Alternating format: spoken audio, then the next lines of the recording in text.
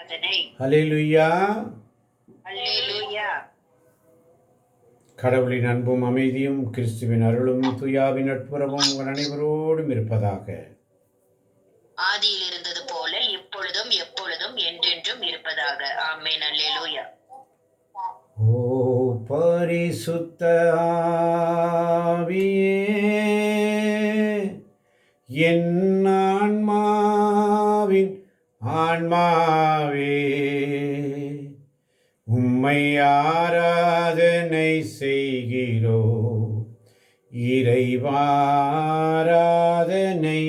செய்கிறோ. இதோ இந்த மாலை பொழுதினிலே சுவாமி உம்முடைய திரு சமூகத்திலே வந்திருக்கிறோம் ஆண்டவரே. வந்திருக்கின்ற ஒவ்வொருவரும் உம்முடைய வார்த்தை வசனங்களை தியானிக்கவும், அதன் மூலம் அதன் மறைவுண்மைகளை அறிந்து கொள்ளவும் ஒவ்வொரு நாளும் எங்களை நீ வழி நடத்தி கொண்டு வருகிறீர் ஆண்டவரே. எப்படி சொல்லுவேன் அப்பா, உம்முடைய வழி நடத்துதல் எங்களுக்கு ஆறுதலாக இருக்கிறது. இந்த நாளிலும் கூட இயேசுவை பின்பற்ற விரும்பியவர்களை குறித்து, இயேசுவை எவ்வாறு பின்பற்றுகிறார்கள், இயேசுவை எப்படி பின்பற்றுகிறார்கள், ஏன் பின்பற்றுகிறார்கள் என்று கேள்விகளுக்கு இயேசுவை பின்பற்ற விரும்பியவர்களை குறித்து ஆண்டவராகிய இயேசு சில காரியங்களை நமக்கு கற்றுத்தருகிறார். அதைதான் லூக்கா நற்செய்தி 9ஆம் அதிகாரம் 57 முதல் 62 வரை உள்ள வசனங்களிலே ஒரு நிபந்தனையற்ற சீடத்துவம். அல்லேலூயா. அல்லேலூயா.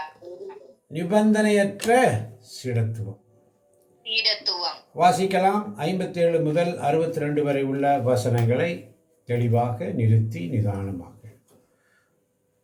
ஆமென்.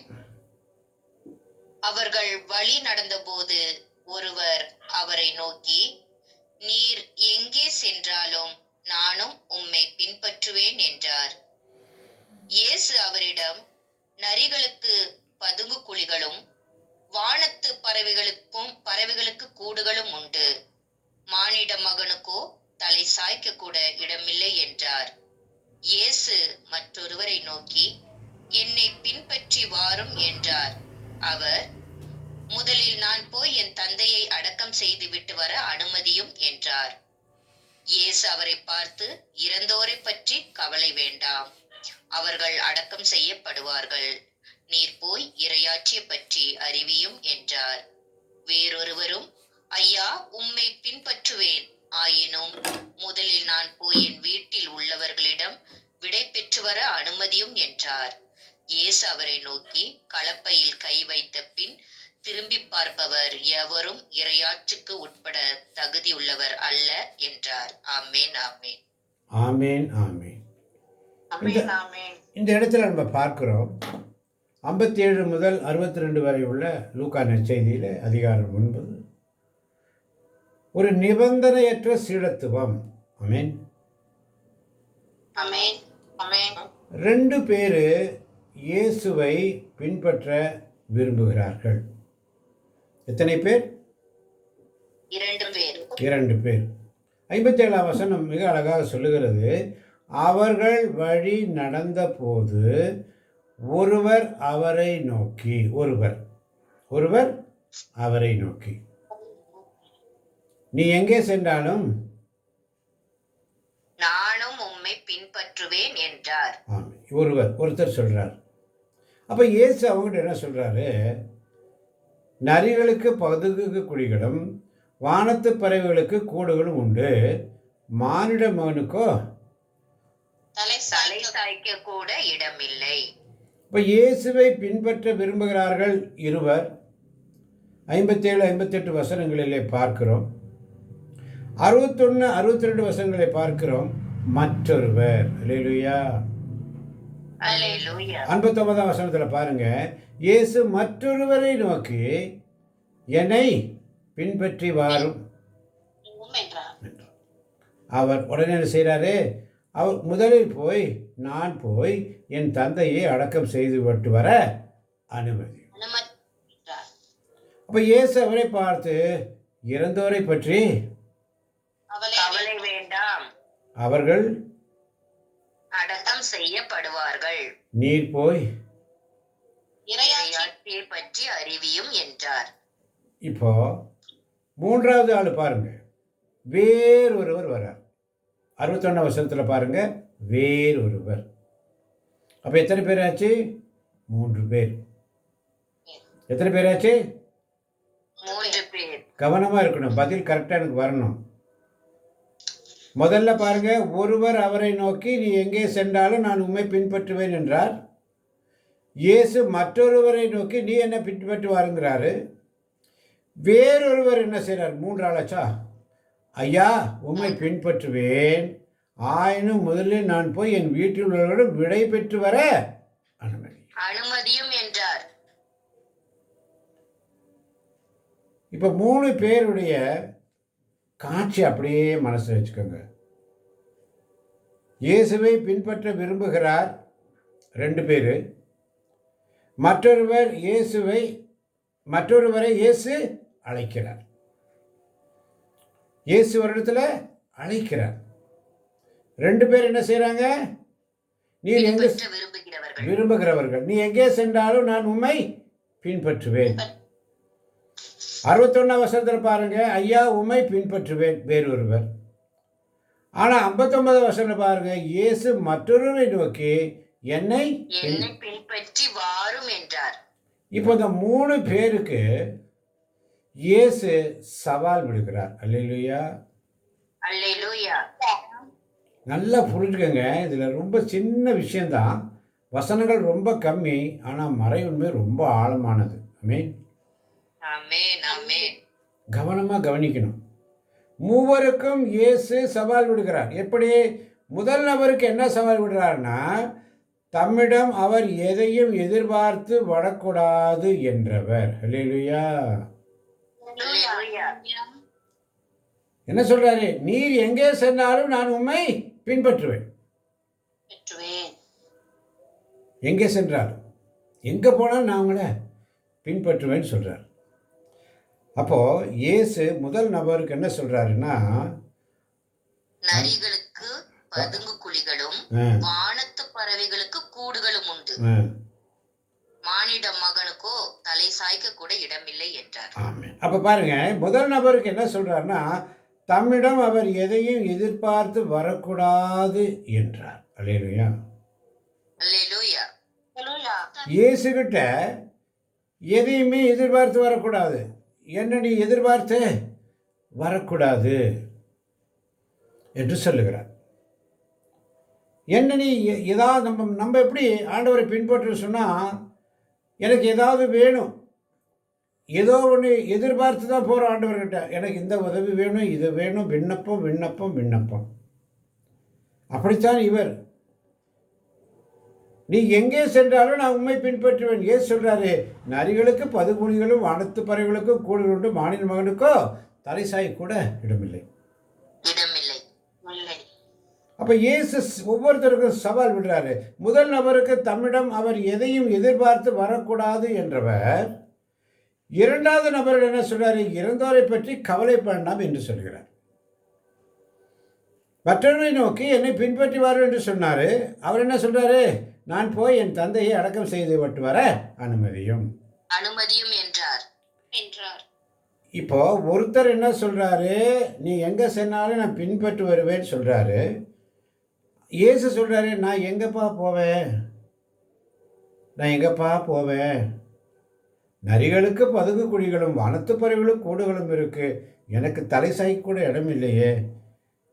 நீ வேற எங்க சென்றாலும் நான் உண்மையே பின்பற்றி வருவேன்னு சொல்ற. அப்ப எதிர்பார்ப்போடு வரக்கூடாது. அல்லேலூயா, ஆமென், அல்லேலூயா. எந்த ஒரு எதிர்பார்ப்பும் இல்லாமல் ஊழியத்திற்கு வர வேண்டும். அல்லேலூயா, அல்லேலூயா. இன்னொருத்தனை இயேசு போய் கூப்பிடுறாரு, என்னை பின்பற்றி பாப்பா அப்படின்னு. உடனே அவன் என்ன சொல்றான்? நான் போய் தந்தையை அடக்கம் செய்து விட்டு வர அனுமதி. முதல் நபருக்கு எதையும் பார்த்து வரக்கூடாது என்றவர் 2வது நபரிடம் இறந்தோரை பற்றி நீ கவலைப்பட வேண்டாம் என்று சொல்லுகிறார்.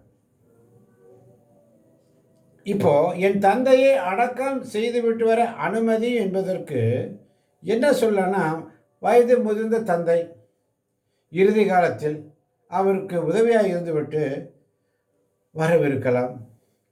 இல்லை அவருடைய அடக்க முடிஞ்ச ஏற்பாடு பொறுப்பெல்லாம் எடுக்கணும், நான் வர முடியாது. இப்படி ஒரு ஒரு நிலையில்.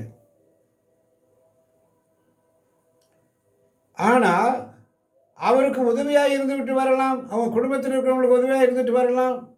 தந்தை இறந்துட்டாரு, அவர் அடக்கம் பண்ணால் பின்ன வேறு ரெஸ்பான்சிபிலிட்டி எல்லாம் இருக்கும். இயேசு கூப்பிடுறாரு, அவர் ஏதாவது ஒரு வேலை சொல்கிறாரு.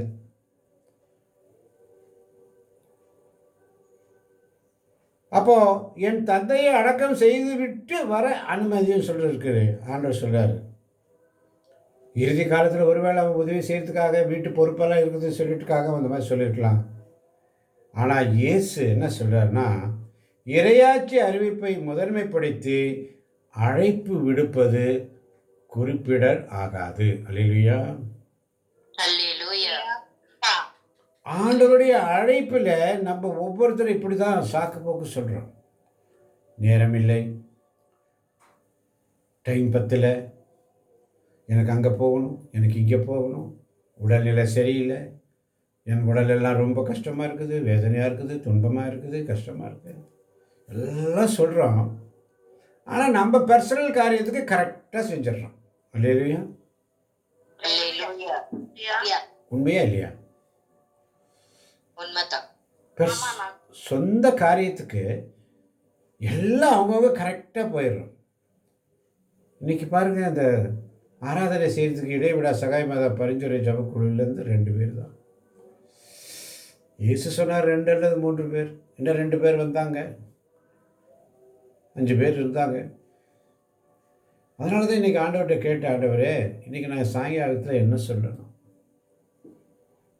அப்போ இயேசுவை பின்பற்ற வேண்டும் என்று சொன்னால் நிபந்தனையற்ற ஒரு சீடத்துவ முயற்சி தேவை. ஆமென். இப்போ 3வது நபர் அவரை மனதோடு இயேசுவை பின்பற்ற விரும்புகிறார். 3வது நபர் என்ன சொல்றார்? ஐயா, உம்மை பின்பற்றுவேன், ஆயினும் முதலில் நான் போய் என் வீட்டில் உள்ளவரிடம் விடை பெற்று வர அனுமதியும். முதலாளி ஆள் என்ன சொல்றான்? உங்க கூடவே வர. அதுக்கு இயேசு சொல்றாரு, எனக்கு இடமே இல்லைப்பா, எங்கப்பா நீ என் கூட வருவ? சீடத்துவம் தனித்துவம் பாய்ந்தது. அல்லேலூயா. அல்லேலூயா. அது நிபந்தனையற்ற சீடத்துவம். அல்லேலூயா. அல்லேலூயா. அப்போ இந்த 3வது நபர் அவரை மனதோடு இயேசுவை பின்பற்ற விரும்புகிறார் என்பது இங்கே புலனாகிறது.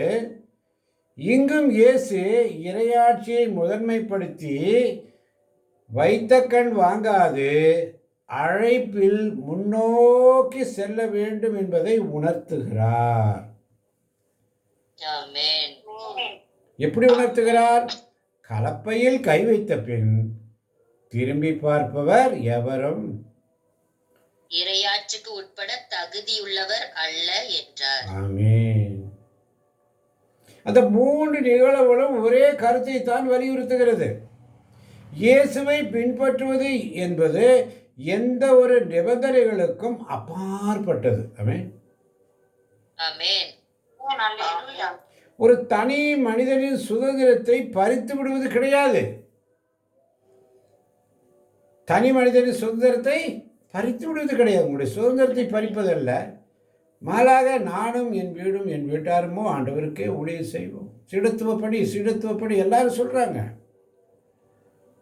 பிரசங்கம் சாமியார்கள் எல்லாம் சொல்கிறாங்க, உங்களை நாங்கள்லாம் சீடராக்கிட்டோம், நீங்கள் எல்லாம் போய் நற்செய்தி அறிவிங்கன்னு சொல்கிறாங்க. எங்கே போய் அறிவிக்கிறது? அவங்களுக்கு ஒரு ஸ்டேஜ் இருக்கா?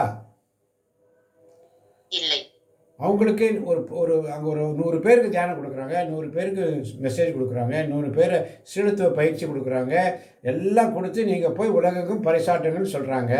அவங்கள அனுப்புகிறாங்க. அனுப்புகிற பிற்பாடு அவங்கள யாராவது எங்கே உட்காந்து எங்கே அவங்களுக்கு ஒரு ஸ்டேஜ் இருக்கா? இல்லை. இப்படி தான் இருக்குது. அதனால தான் இந்த நிபந்தனையற்ற சீடத்துவம். அல்லேலூயா. அல்லேலூயா. கலப்பையில் கையை பிடிச்சாச்சு, யாரும் திரும்பி பார்க்கக்கூடாது. ஆமென். அதுதான் இன்றைக்கி ஆண்டவர் நமக்கு உணர்த்துக்கிறார். இப்போ கூட பாருங்க, மெசேஜ் கேட்க கேட்க அருமையாக போதனை செஞ்சாங்க.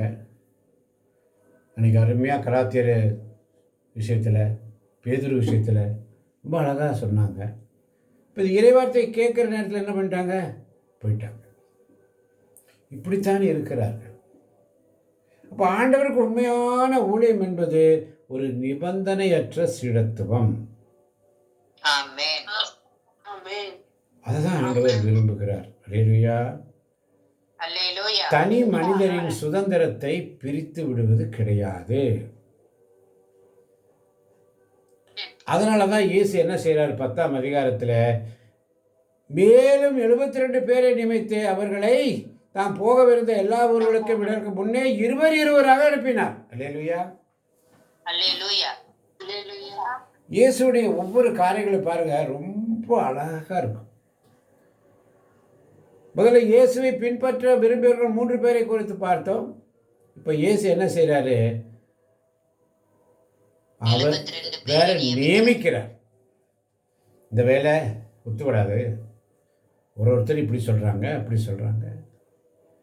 ஆனால் இயேசு என்ன செய்கிறாரு? 72 பேரை நியமித்து எல்லா ஒரு 2 பேராக அனுப்புகிறார். அப்போ சொல்றார் அவர்களை நோக்கி, அறுவடை மிகுதி, வேலையாட்களோ குறைவு.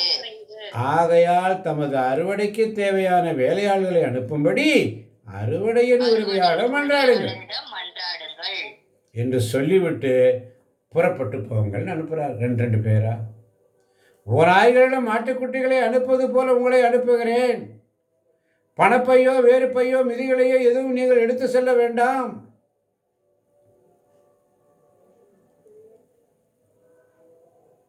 வழியில் எவருக்கும் வணக்கம் செலுத்த வேண்டாம். நீங்கள் எந்த வீட்டுக்கு சென்றாலும் இந்த வீட்டுக்கு அமைதி உண்டாகுக என முதலில் கூறுங்கள். எந்த வீட்டுக்கு சென்றாலும் இந்த வீட்டுக்கு அமைதி உண்டாகுக என முதலில் கூறுங்கள்.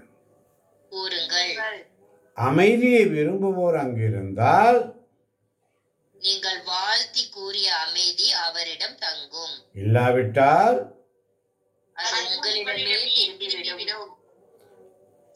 ஆமன் பார்த்தவர்களே, 2 பேரா ஆமென். அனுப்புறாரு. அல்லேலூயா. எந்த வீட்டுக்கு சென்றாலும் அந்த வீட்டுக்கு அமைதி உண்டாகு என்று சொல்றாரு. அமைதியை விரும்புவோர் அங்கே இருந்தால் நீங்கள் வாழ்த்தி கூறிய அமைதி அவர்களிடம் தங்கும். தங்கும். இல்லாவிட்டால் அது உங்களிடமே திரும்பி விடும். திரும்பிவிடும். 7ஆம் வசனம் சொல்லுது பாருங்க, வாசிக்கலாம். 7, 8. ஆமென். அவர்களிடம் உள்ளதை நீங்கள் உண்டு குடித்து அந்த வீட்டிலேயே தங்கியிருங்கள். ஏனெனில் வேலையாளர் தம் கூலிக்கு உரிமை உடையவரே. வீடு வீடாய் செல்ல வேண்டாம். நீங்கள் செல்லும் ஊரில் உங்களை ஏற்றுக்கொண்டால் உங்களுக்கு பரிமாறுவதை உண்ணுங்கள். ஆமென். ஆமென். இந்த 4ஆம் வசனம் ரொம்ப அழகா சொல்லுது, வழியில் எவருக்கும் வணக்கம் செலுத்த வேண்டாம். வேண்டாம். அப்படின்னு என்ன அர்த்தம்? உங்களுக்கு தெரிந்தவர்கள் வீட்டில் தங்க வேண்டாம் என்னும் பொருள் கொள்ளலாம். அல்லேலூயா. ஆமென். அல்லேலூயா. அதாவது இறையாட்சியை ஏற்காதோடு தங்கி காலத்தையும் சுதந்திரத்தையும் வீணாக்க வேண்டாம். ஆமென். அல்லேலூயா. மாறாக ஆண்டவரது பராமரிப்பிலும் கண்காணிப்பிலும் நம்பிக்கை வைத்து நற்செய்திக்கு செவிசாய்க்கும் ஏழை உள்ளங்களோடு உறவாடி நற்செய்தியை அறிவிக்க அழைப்பு விடப்படுகிறது எனலாம். ஆமென். எத்தனை பேருக்கு புரிஞ்சது? ஆமென். தெரிந்தவர்கள் வீட்டில் தங்க வேண்டாம் என்று பொருள் கொள்ளலாம். இறையாட்சியை ஏற்காதவரோடு, அவருடைய வார்த்தைகளை ஏற்காதவரோடு அவங்க கூட தங்கி காலத்தையும் சுதந்திரத்தையும் வீணாக்க வேண்டாம். பேஸ்ட்.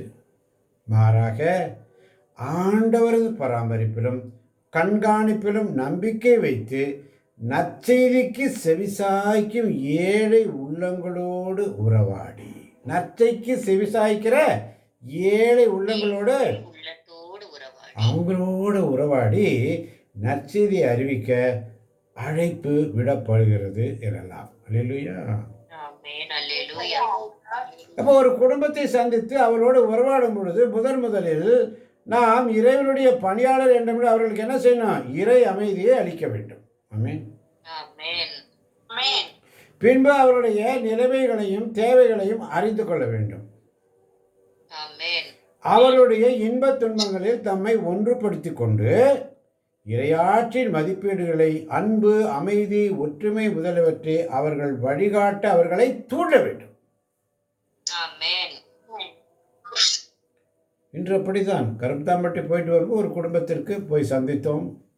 அங்கே இருக்கிறவங்க எல்லாம் நாங்கள் எப்படி பேசணும், என்ன செஞ்சோம் என்பதை என்னோடு இருந்தவர்களுக்கு தெரியும், அந்த குடும்பத்தாருக்கும் தெரியும்.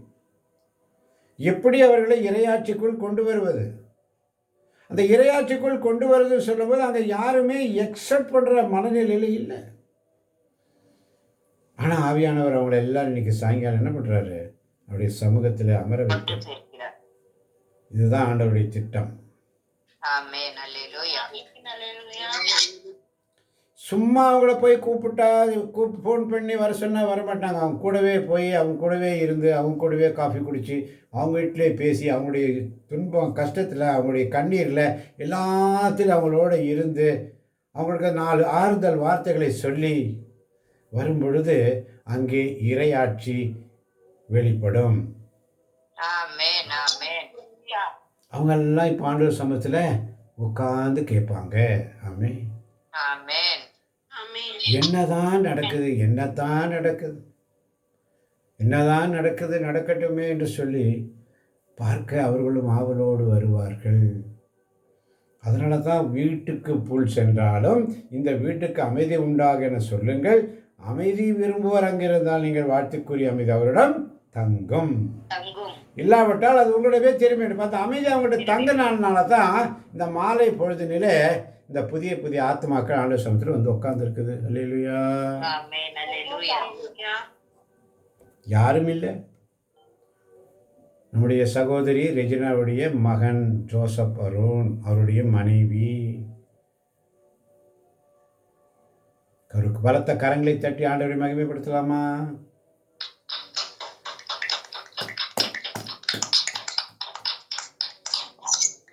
இயேசுவுக்கு நன்றி. அடுத்து அந்த வீட்டில் என்ன செய்யணும்? 8ஆம் வசனம் சொல்லுது, நீங்கள் செல்லும் ஊரில் உங்களை ஏற்றுக்கொண்டால் உங்களுக்கு பரிமாறுவதை உண்ணுங்கள். இப்போ அவங்க என்ன கொடுக்குறாங்களோ அதை நம்ம என்ன செய்யணும்? வாங்கி உண்ண வேண்டும். நல்ல ஒரு காஃபி கொடுத்தாங்க, காஃபி குடித்தோம். அல்லேலூயா. அல்லேலூயா. அதுக்கப்புறம் அங்கே இருக்கிறவர்களை சுகமாக்கும் ஒரு ஜெப வழிபாடு நடத்தினோம். எல்லோரும் கைகளை கோர்த்து ஒரு குடும்பமாய் எல்லாரும் கைகளை கோர்த்து ஜெபித்தோம் வல்லமையோடு. அந்த வல்லமையான ஜெபம் வந்த பொழுது அங்கிருந்த ஒரு சகோதரி, காய்ச்சலாக இருந்த சகோதரிக்கு ஒரு அற்புதம் நடந்தது. அல்லேலூயா. அல்லேலூயா. என்ன அற்புதம் நடந்தது?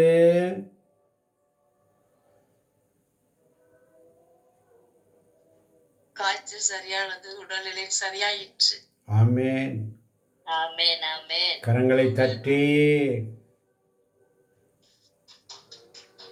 என்ன நடந்தது? பேதுருடைய மாமியாரை வந்து இயேசு போய் கரங்களை தொட்ட உடனே என்னாச்சு? காய்ச்சல் நின்றது. காய்ச்சல் நீங்கியது. நீங்கியது.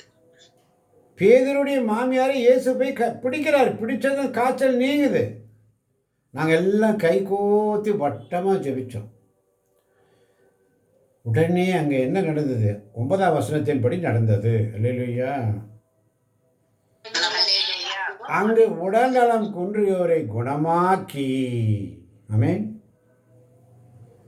ஆமென், உடல் நலம் குன்றியோரை குணமாக்கி இறையாட்சி அவர்களை நெருங்கிவிட்டது என சொல்லுங்கள். சொல்லுங்கள், சொல்லுங்கள். அதுதான் அங்க நடந்தது இன்னைக்கு. ஆமென், ஆமென். இதை கண்டவர்கள், நேரில் பார்த்தவர்களே சாட்சி. ஆமென், ஆமென். ஆனா 10ஆம் வசனம் சொல்லுது பாருங்க, நீங்கள் செல்லும் ஊரில், வாசிக்கலாம் 10:11. ஆமென்.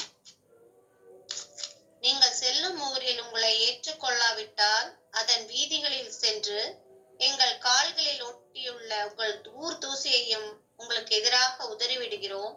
ஆயினும் இறையாட்சி நெருங்கி வந்து விட்டது என்பதை அறிந்து கொள்ளுங்கள் என சொல்லுங்கள். ஆமென். ஆமென். இறையாட்சி நெருங்கி வந்து விட்டது என்பதை அறிந்து வார்னிங் கொடுத்துட்டுவான்னு சொல்றார் ஆண்டவர். அல்லேலூயா. ஆமென். அல்லேலூயா. நீங்கள் செல்ல உங்களை ஏற்றுக்கொள்ளாவிட்டால் அந்த வீதிகளில் சென்று எங்கள் காலில் ஒட்டியுள்ள உங்கள் ஊர் தூசியையும் உங்களுக்கு எதிராக உதறி விடுகிறோம். ஆயினும் இறையாட்சி நெருங்கி வந்து விட்டது என்பதை அறிந்து கொள்ளுங்கள் என வான் பண்ணுகிறார். வான் பண்ண சொல்றார். அல்லேலூயா. ஆமென். அல்லேலூயா.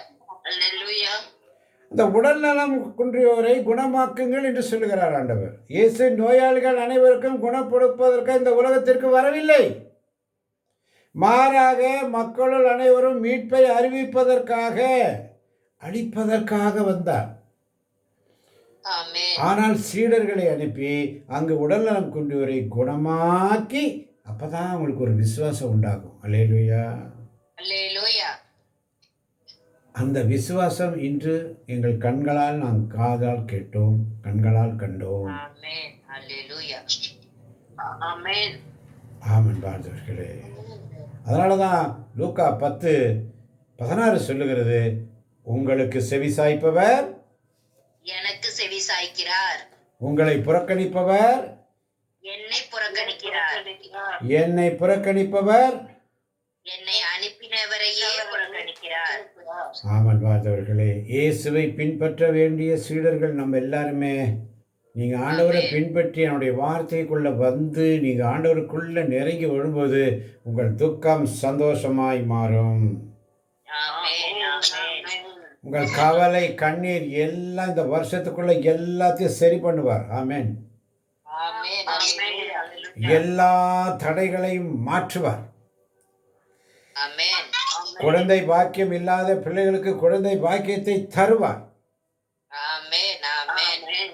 எந்தெந்த இடத்துல கட்டுகள் இருக்கிறதோ, எங்கெல்லாம் அடைக்கப்பட்டிருக்கிறதோ, எங்கே கட்டுகள் அவிழ்க்கப்படவில்லையோ அந்த கட்டுகளை எல்லாம் முறித்து முறிவுகளை மருந்துகளை போட்டு தடவி குணமாக்கி சீர்படுத்துவார், செயல்படுத்துவார், மாட்சியில் பங்கு பெற செய்வார். ஆமென். அல்லேலூயா. விசுவாசத்தை காத்துக்கொள்ளுங்க. சீடத்துவம் நிபந்தனையற்ற சீடத்துவத்தை ஏற்றுக்கொண்டு ஆண்டுடைய சமூகத்தில் உண்மையோடும் நேர்மையோடும் செயல்படுகிறவர்களுக்கு எல்லாம் கூடும். அல்லேலூயா. ஆமென். அல்லேலூயா. எனவே இயேசுவின் நாமத்தில் பிதாவே, இந்த பிள்ளைகளை ஆசீர்வதியும், வந்திருக்கின்ற புதிய ஆன்மாக்களை ஆசீர்வதியும், பலப்படுத்தும். இதை யூடியூப் வழியாக கேட்கப் போகின்ற ஒவ்வொரு பிள்ளைகளையும் நீர் நிறைவாய் ஆசீர்வதிப்பதற்காய் நன்றி. ஒவ்வொரு நாளும் அற்புதங்களை செய்து கொண்டே வருகிறீரே, உமக்கு ஸ்தோத்திரம் ஆண்டவரே. இந்த நிபந்தனையற்ற சீடத்துவ பணியை பற்றி எங்களுக்கு மிக அழகாக நீர் எடுத்து சொல்ல வைத்தீரே, உமக்கு நன்றி ஆண்டவரே. நீர் எங்களை தயாரிக்கிறீரப்பா. நீர் எங்களோடு இருந்து பேசுகிறீர் ஆண்டவரே. நாங்கள் பயனற்ற பணியாளர்கள், எங்கள் பணியை செய்தோம் ஆண்டவரே. நீர் எங்களோடு உம்முடைய பணியை செய்து வருகிறீர். இயேசுவின் நாமத்தில் கேட்கப் போகின்ற ஒவ்வொரு பிள்ளைகளையும் ஆசீர்வதியும், பலப்படுத்தும். ஆமேன். ஆமேன். ஆமேன்.